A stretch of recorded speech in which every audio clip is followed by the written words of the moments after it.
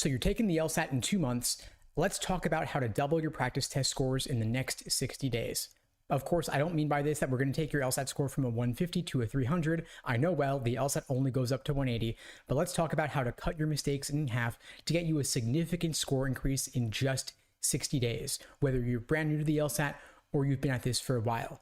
First off, if you're brand new to the LSAT, don't try to do it all in just 2 months. Just don't do it. It's not worth it. You cannot cram the LSAT. It's not a test of memorization. It's a test of skills, and it takes time to build your skills.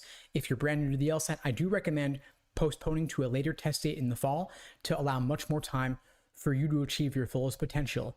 That being said, though, if you're really committed to knocking out the LSAT in the next 2 months because you're worried about logic games going away, for example, you can get a significant score increase in just 60 days. Hopefully, you've got the time to do nothing but study.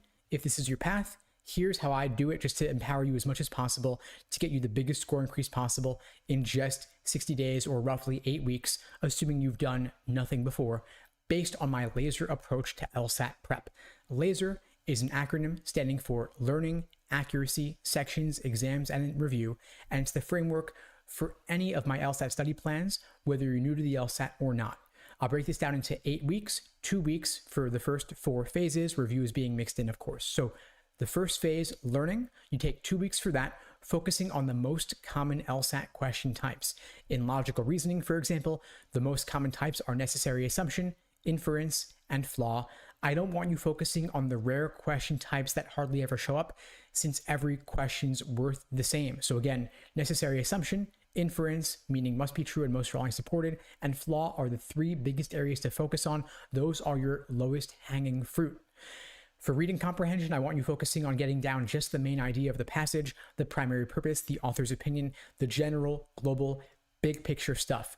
The details, the supporting examples, you can always go back and find those in the passage when you need to help you solve a specific question, but I don't want you getting bogged down in everything when you've got just 2 weeks for this phase and only 8 weeks or so overall until the LSAT. Once you have a strong foundation, or a basic foundation at least, in the different sections, the different question types in the first phase of learning for the first 2 weeks, we then move on to the second 2 weeks, weeks 3 and 4, focused on accuracy.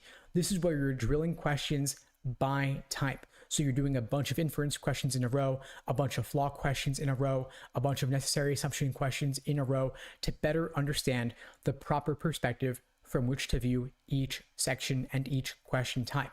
Once you're at roughly 70% accuracy on each of the major types of LSAT questions, we then move you on in week 5 to doing full-length timed sections, roughly 35 minutes with standard timing, a bit more if you have extra time accommodations. But so here you're working on your pacing, considering that, for example, there is a general order of difficulty in the logical reasoning section of the LSAT. So you want to get through the first 10 questions more quickly.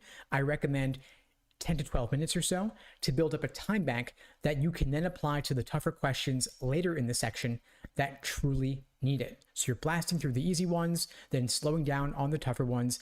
Every question's worth the same, so I always recommend starting with the lowest hanging fruit first, the easiest questions, then getting on to the tougher ones once you've already locked up and secured those relatively easier points. Then after weeks 5 and 6 focused on sections, you pull it all together in weeks 7 and 8, focused on full-length timed practice tests. So these are 4 section exams with only a 10-minute break in the middle between sections 2 and 3. You're working on your endurance here. So you're sitting down with no other obligations, no interruptions, no distractions, just you and the LSAT practice tests.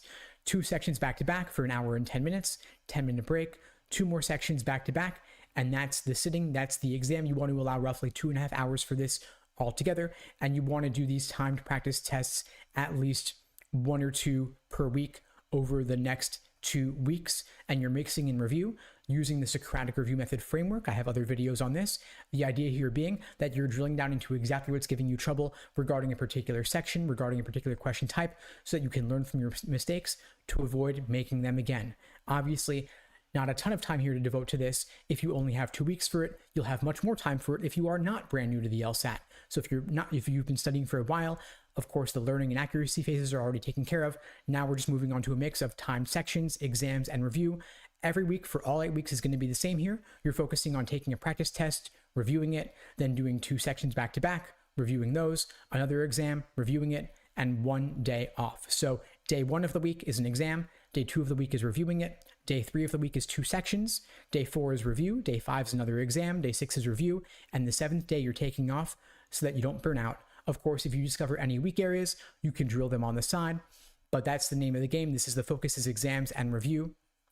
Finally, the day before the exam, you take the day off to rest, and that's it. Anyway, folks, that's all for now. I hope you found the video helpful. If you did, please do me a favor and share it with someone who needs to see it. I don't do any advertising for the channel. I rely only on word of mouth to help get the word out, and your sharing the video really does make a difference. And if you'd like my help creating a personalized day-by-day study plan, we offer that to all of our students inside the LSAT Unplugged community. You can check out the links below the video to book a call with me and my team. We'd be glad to help you out. And in the meantime, I'll wish you all the best and take care.